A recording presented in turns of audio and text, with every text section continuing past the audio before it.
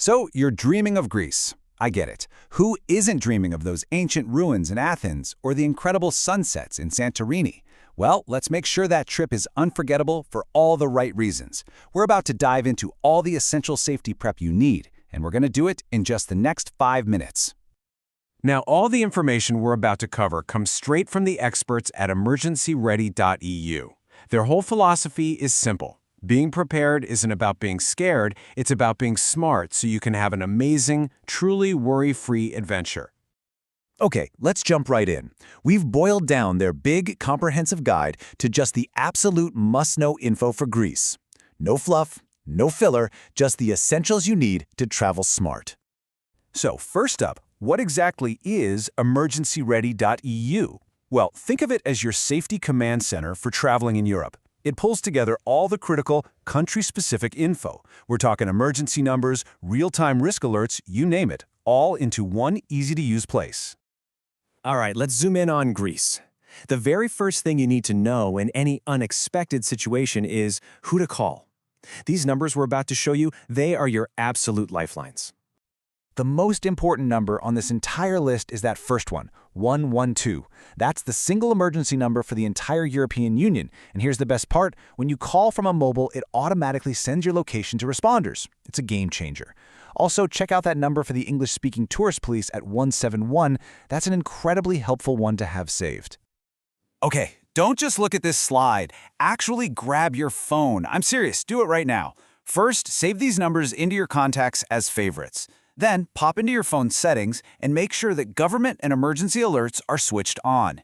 And last, open your browser and bookmark mysafetyplan.gov. It takes 30 seconds and it makes all the difference. So, this is how you stay in the loop in real time. With those alerts turned on, you'll get push notifications in both Greek and English for any major incidents, like a wildfire. That My Safety Plan website, it's a live map that shows you exactly where the nearest safe meeting points are. And if you're there in the summer, checking the daily fire risk map before a hike isn't just a good idea, it's absolutely essential. So you know who to call and how to get alerts. Now let's talk about what you might actually be dealing with. The biggest risks in Greece pretty much fall into two main buckets: natural hazards and, well, common tourist scams. The two big natural hazards you need to be aware of are wildfires and earthquakes. In the summer, the wildfire risk is no joke. If you get a 112 text alert about a fire, you obey it immediately, no hesitation. It's also really smart to pack an N95 mask in your bag, just in case there's smoke in the air. Earthquakes are also pretty common. The best thing you can do is check that My Safety Plan site for your local safe spot, and just remember the classic drill: drop, cover, and hold on. And now for the human risks. Watch out for people selling fake, skip-the-line tickets near big attractions. Always buy directly from an official ticket office or a government site. Be wary of taxis trying to overcharge from the airport, but don't worry, I've got a secret weapon for that coming up.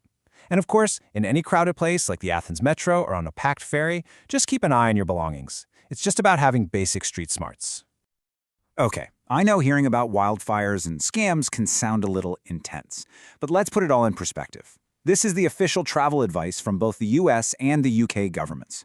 Greece is a level 1 risk, which is the lowest category there is. It doesn't mean there's no risk, it just means you need to be aware, be smart, and, as they say, exercise normal precautions.